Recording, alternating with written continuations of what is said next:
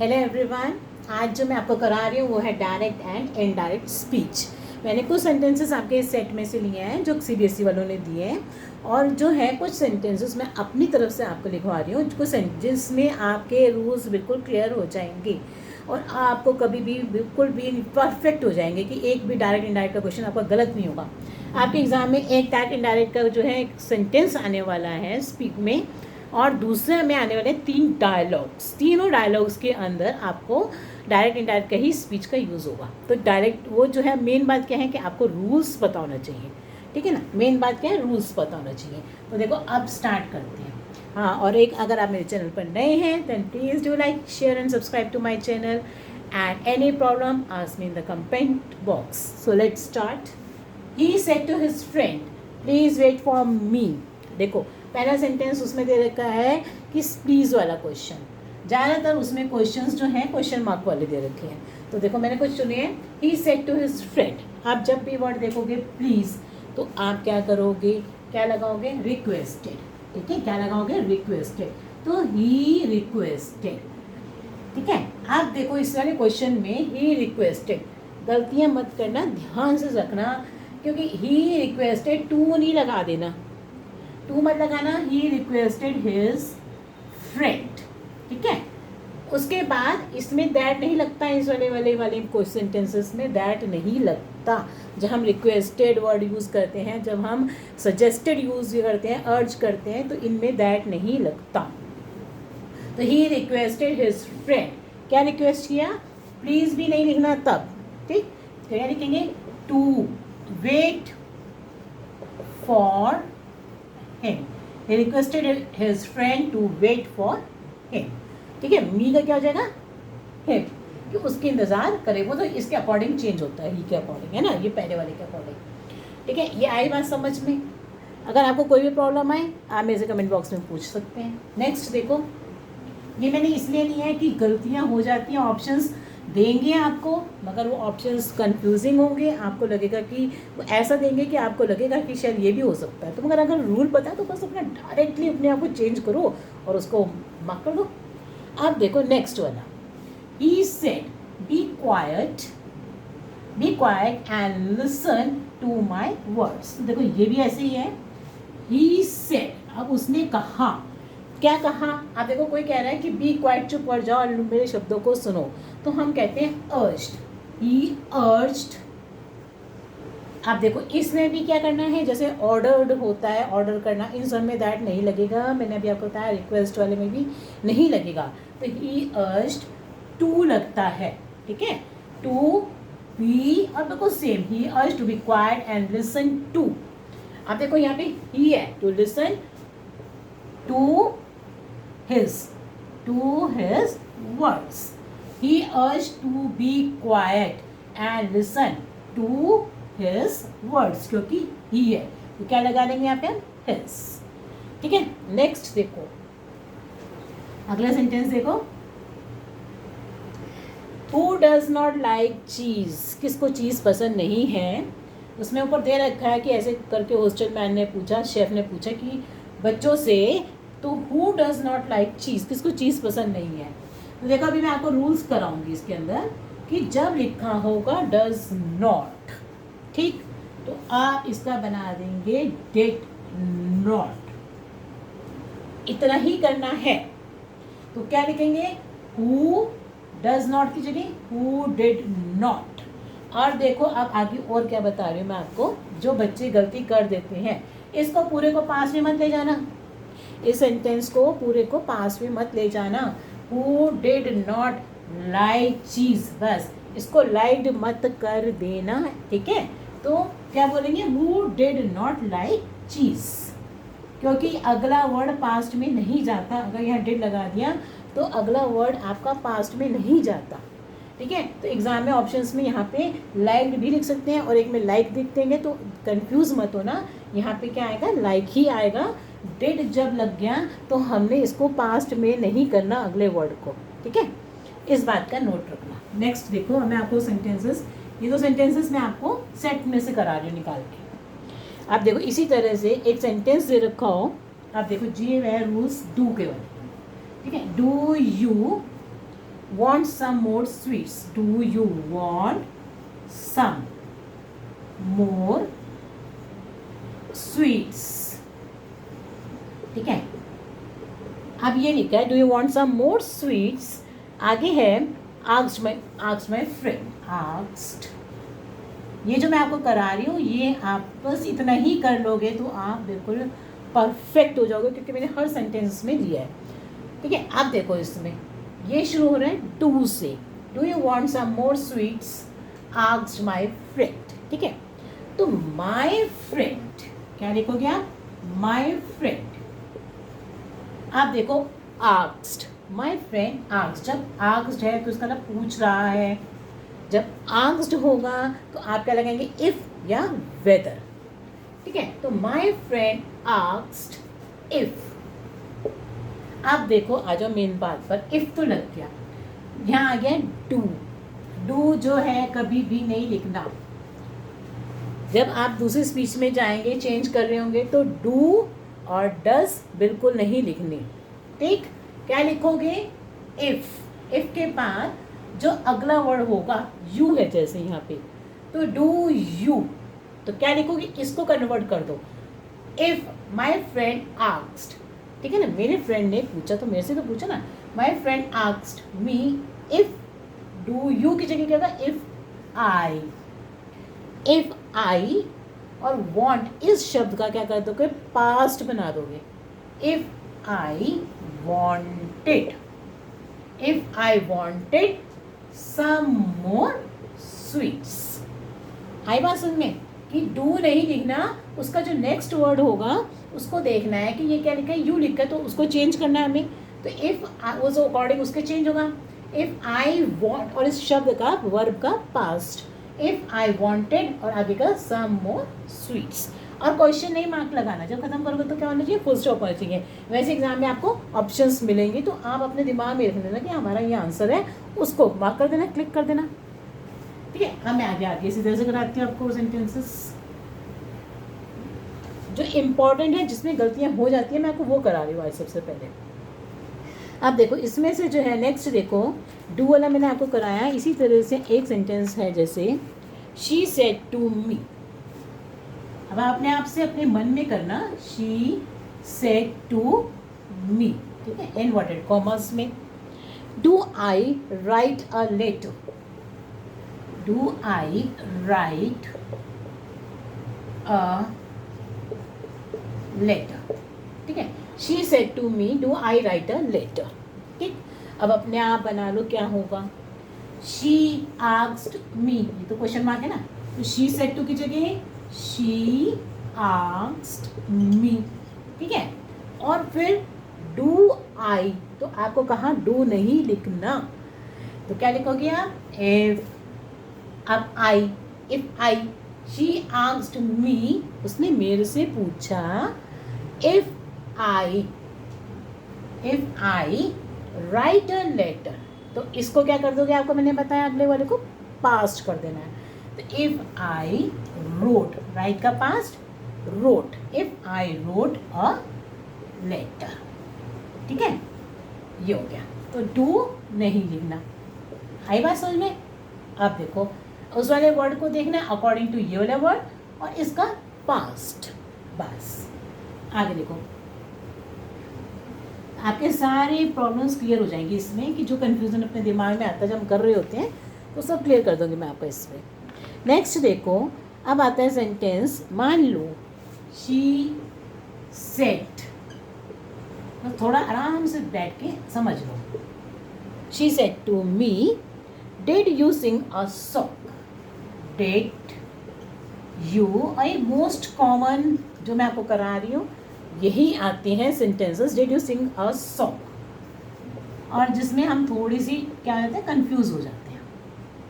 देखो she said to me did you sing a song. ठीक है, अब आ गया. अब तो डू भी नहीं आया, अब क्या करें? डिड आ गया. ठीक है, अब हम क्या सोचते हैं कि जब वो कहते हैं कि भैया ये पास्ट में है, तो इसको पास्ट में कर दो. अब देखो भाई, ये पहले ही डिड पास्ट में है. डू का पास्ट क्या होता है? डिड. तो ये तो पहले ऑलरेडी पास्ट में है, तो क्या करें? क्या करना है? अब बताते हैं हम आपको। शी सेड टू मी, आप देखो क्वेश्चन वाला सेंटेंस है, तो शी आस्क्ड मी, उसने मेरे से पूछा क्या। देखो जब आ जाए डिड, ये है हमारा पास्ट। अगर कोई सेंटेंस पास्ट में पहले ही आ जाए तो आप क्या करोगे, पास्ट परफेक्ट में चले जाओगे। ठीक है, तो क्या लगाते हैं पास्ट परफेक्ट में, इफ।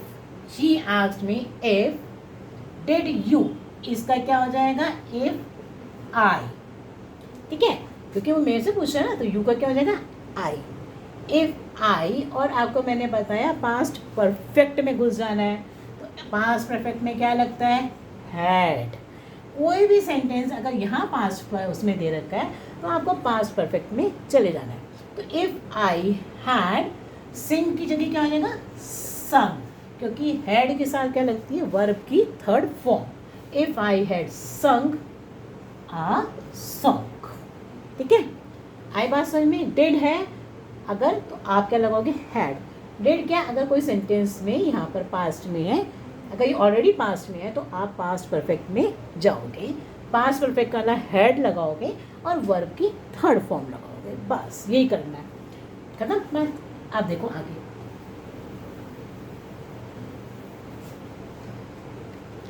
नेक्स्ट देखो एक sentence.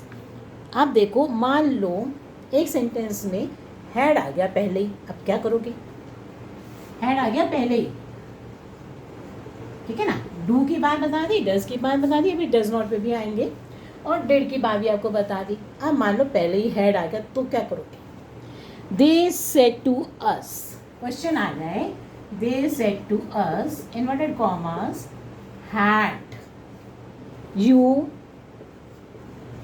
Insulted, had you insulted us. ठीक है ना, had you insulted us.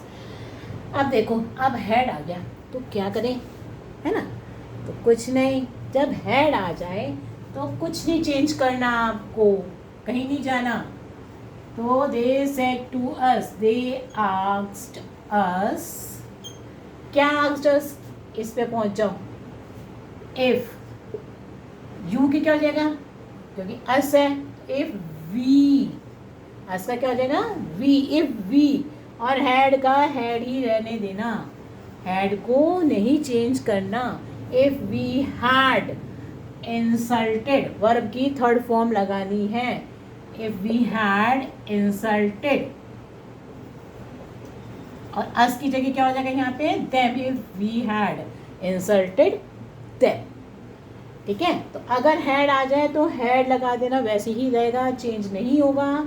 Verb की ऑटोमेटिक, क्योंकि हैड है तो वर्ब की ऑटोमेटिक थर्ड फॉर्म दे रखी होगी, तो सेम की सेम पूरा ऐसे ही आ जाएगा। बस क्या हो जाएगा, ये चेंज होंगे, अस का क्या हो जाएगा, जैसे यहाँ पे them, if we had insulted them. ठीक है ना।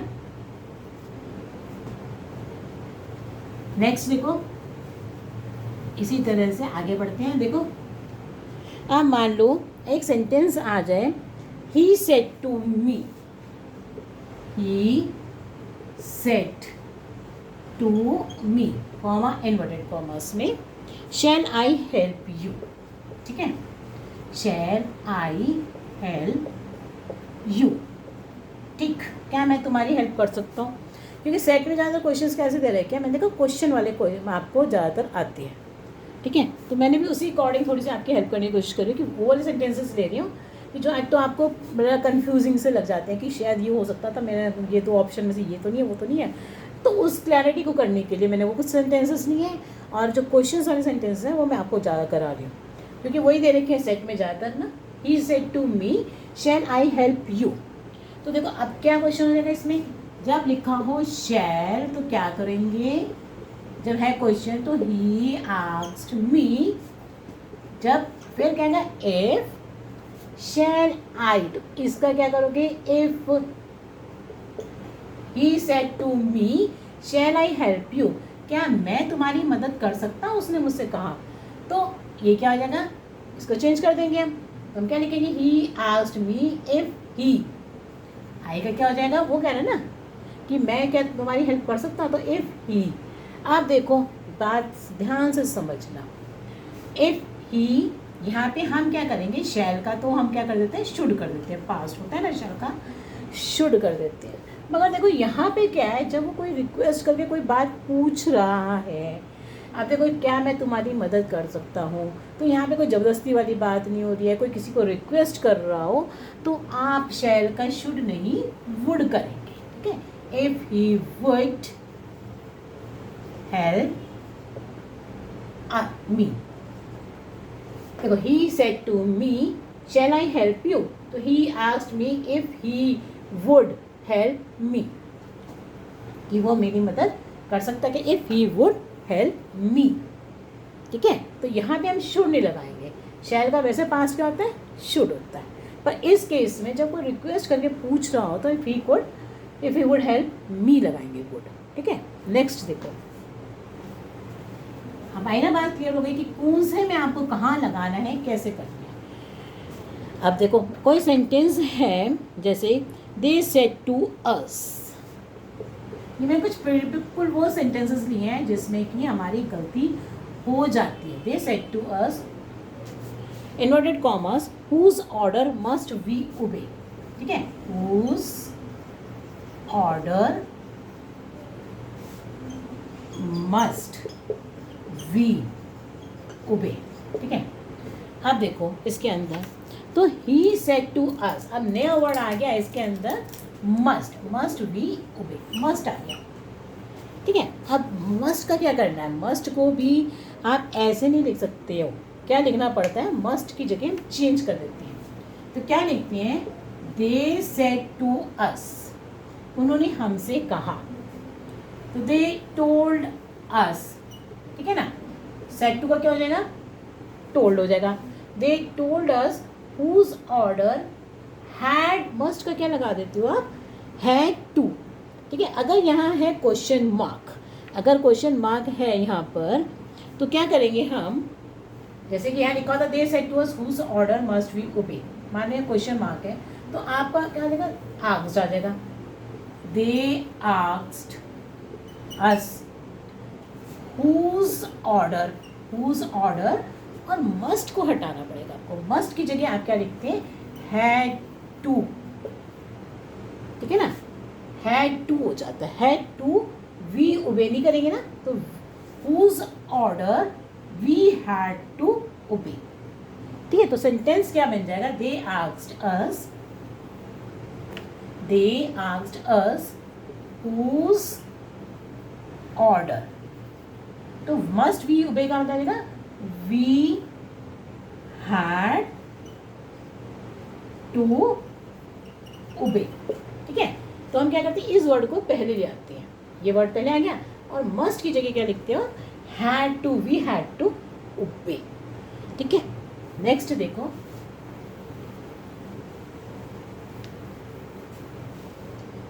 अब देखो अलग आया है कुछ सेंटेंसेस में और देखें। अब देखो कोई सेंटेंस आ जाए, I said to my friend, ठीक है, I said to my friend, मैंने अपने फ्रेंड से कहा, I said to my friend let us go for picnic, ठीक है, let us go for picnic, ठीक। आप देखो जब वर्ड आएगा लेट, तो आप क्या सोचोगे, ऑप्शन में लिखा होना चाहिए सजेस्टेड या प्रपोज्ड, ठीक है। तो हम क्या लिखते हैं, आई सजेस्टेड या प्रपोज्ड, आई सजेस्टेड, आप टू नहीं लिखना, I suggested to my friend to, यहाँ पे टू लिखेंगे, I suggested to my friend, क्या सजेस्ट किया, तो अब आपको क्या करना है, यहाँ पे क्या लिखना पड़ता है, दैट वी, अस है तो वी लिखेंगे, क्या लिखेंगे, दैट वी शुड, इसमें क्या आ जाता है, एक वर्ड नया शुड आ जाता है, that we should go for picnic, क्या लिखेंगे आप, जब आएगा ऐसा सेंटेंस जिसमें लेट लिखा होगा तो आपके ऑप्शन में सजेस्टेड या प्रपोज्ड दे रखा, और उसके बाद क्या लिखा होगा, I suggested to my friend that, इसमें दैट लगेगा, ठीक है, दैट वी शुड, आज के लिए क्या हो जाएगा, वी और यहाँ पे गो, तो गो इसमें क्या लगाते हैं, शुड लगा देते हैं, that we should go for picnic. ठीक है, अब इसका जो है एक और भी होता है, दो फॉर्म में ये इसको हम बदल सकते हैं। ठीक है, इसके दो फॉर्म्स होते हैं। तो I suggested to my friend, तो क्या कर देते हैं, दूसरे फॉर्म में गोइंग लगा देते हैं। ठीक है, गोइंग फॉर पिकनिक, बस इतना ही लिखते हैं। अगर शुड नहीं लिखा होता तो ये आप दो तरीके से इसको चेंज करते हैं। तो I suggested to my friend going for picnic, तो ये भी ठीक है। ठीक है, अब अगर ये सेंटेंस ध्यान में आ रहा है तो वो बहुत ज़्यादा गलत हो जाता है, बहुत ज़्यादा उसमें गलतियाँ आ जाती हैं, कि जैसे कि राम सेड टू सीता, तो क्या लिखा होगा, कहीं मान लो I am leaving for Delhi in the evening. ठीक है, I am living for Delhi in the evening. ऐसे कर ये कोई सेंटेंस है। देखो मैं बहुत ज़्यादा वाला पर्टिकुलर बता रही हूँ कि इसमें बहुत गलतियाँ हो जाती हैं। आप क्या सोचोगे, आपकी जब सेट लिखा है तो भैया बता दिया कि सेट टू है तो हटा के टोल्ड लिख दो, और ये सेंटेंस को उठा के आप जो है क्या कहते हैं पास्ट में कर दो। रूल इतना पता है आपको, ये रूल पता है आपको कि अगर ये सेट टू लिखा है तो भैया क्या कर देना है, टोल्ड कर देना है ना। और रटा वही सेंटेंस मतलब बच्चों को कि भैया ऐसे ही करते हैं। और क्या करेंगे कि ये जो सेंटेंस दे रखा है ये ऐसे करके इसको पास्ट में कर देना है। ठीक है, पर इस वाले केस में ऐसा नहीं है, हर जगह कुछ एक्सेप्शंस हो जाती हैं। ठीक है, कुछ एक्सेप्शंस क्या हो जाती हैं, जैसे इस केस में है कि राम सेड टू सीता, राम ने सीता को कहा कि I am leaving for Delhi in the evening. इसका मतलब कि वो अभी नहीं जा रहा। आई एम लीविंग का मतलब ये होता है कि मैं जा रहा हूँ, मगर वो प्रेजेंट टेंस प्रेजेंट कंटिन्यूस है, मगर अभी तो नहीं जा रहा, वो आगे की बात कर रहा है कि मैं शाम को जाऊँगा दिल्ली। तो बस बच्चों समझ लो बात कि अगर एक सेंटेंस ऐसा आ जाए जिसमें ये प्रेजेंट कंटिन्यूस हो, बात हो रही हो मगर फ्यूचर की बात हो रही हो, किसकी, फ्यूचर में मैं ऐसा जाऊँगा, तो आपको क्या करना है, इसको ऐसे लिखना है। आपके दिमाग में तो यही आ गया होगा कि मैं ऐसे करके लिख दूँ राम, करेंगे तो हम इसको ऐसे ही टोल्ड सीता। ठीक है, लिखेंगे तो हम यही राम टोल्ड सीता, मगर आगे क्या लिखेंगे, आगे लिखेंगे दैट।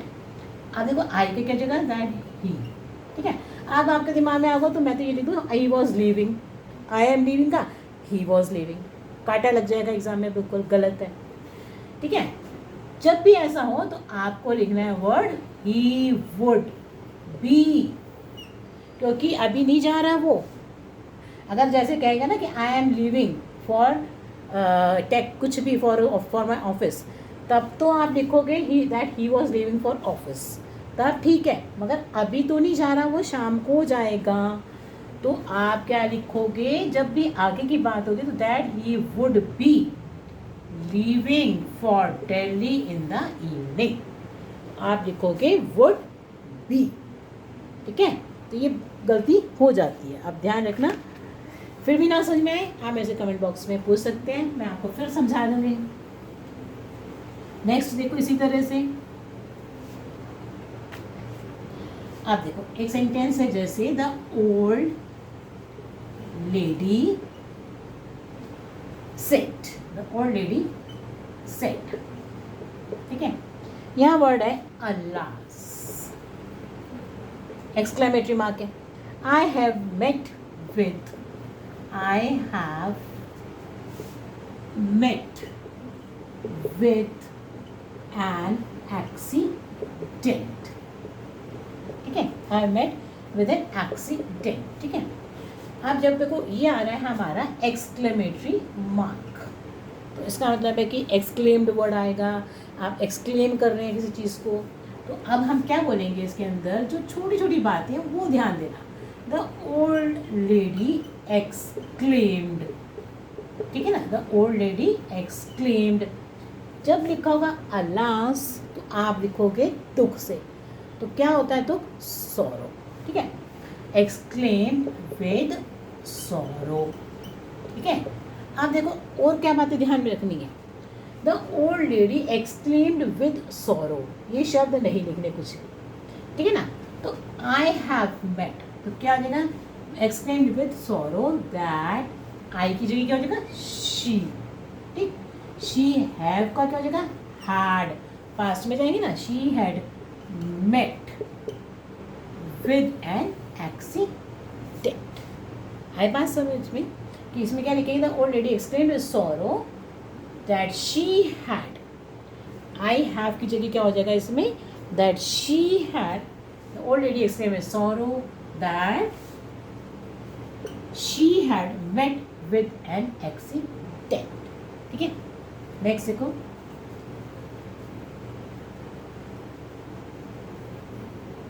आगे नेक्स्ट देखो, एक दो सेंटेंस और मैं आपको बताती हूँ।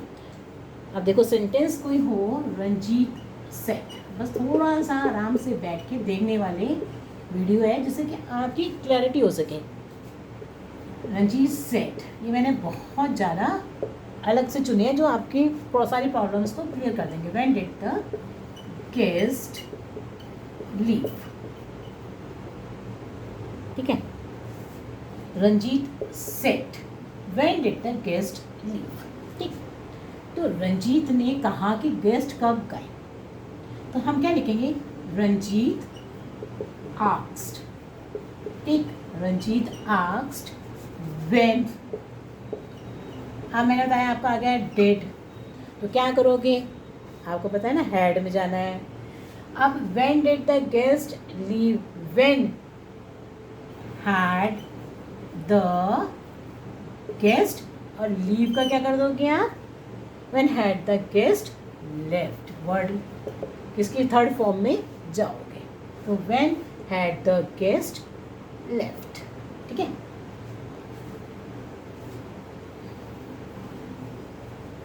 और देखो अब एक सेंटेंस में आपको बताती हूँ, डज नॉट वाला न्यू वर्जन, देखते हो इसमें डज नॉट वाला आए इसमें, हाँ। आप देखो जैसे कोई आ जाए sentence, the little boy, the little boy said to his father, मैंने हर टाइप का एक एक लिया है जिससे आपको क्लियर हो जाए। Said to his father, why does ice float on water, why does ice float on water, ठीक है। अब देखो क्वेश्चन मार्क वाला है, the little boy said to his father की जगह क्या लिखोगे आप, आस्क्ड, आगे ना बात, आस्क्ड हिज फादर। अब देखो why, asked his father why, इसमें दैट नहीं लिखना, आस्क्ड हिज फादर वाई।